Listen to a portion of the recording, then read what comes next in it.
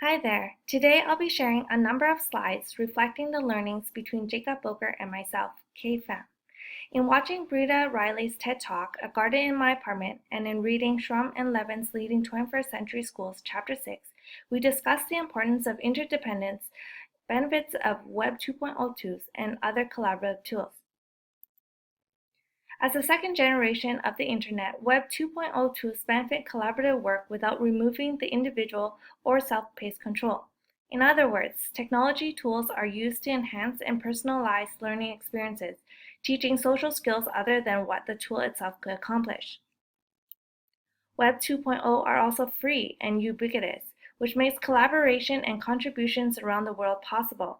As Thomas Friedman emphasizes in his book The World is Flat, the expansion of online connectivity allows for equitable contributions from people of all backgrounds, a truly flattened world in terms of a leveled playing field and opportunity.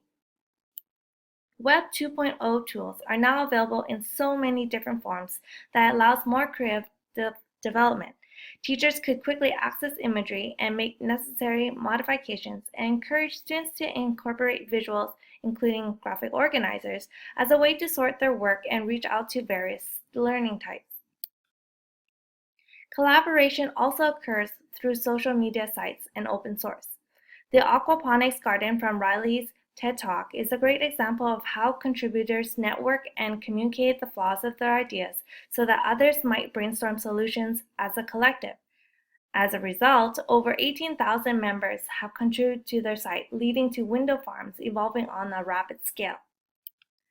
Riley's social media site established co-developing, and from this we learned that an idea of your own may be the starting answer to someone else's need, a dialogue of questioning and answering, and a challenge for others to take on the project themselves. Another point Riley brings up in her talk is how collaboration spurs on a unique culture. This culture will 1. Test first, 2. Be supportive, 3. Recognize diversity, and 4. Focus on one thing at a time. These implicit norms lead to proactivity, and there's little room for negative reactions.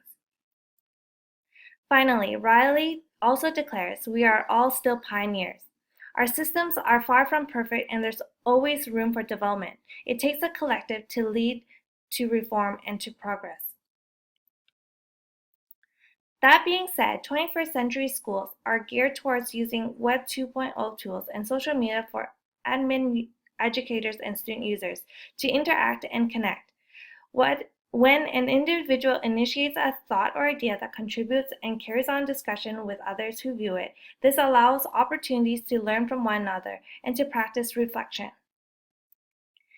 An example is microblogging, especially with Twitter, which helps to establish endless collective of ideas. Anyone can choose from hashtag to belong to contribute to, or to simply learn from at any time.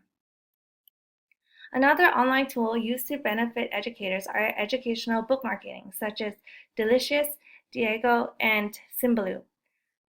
Similarly, those with a Gmail account could have their web browser information saved with Chrome and used on any computer and continue to carry out where they left off without being limited to one device.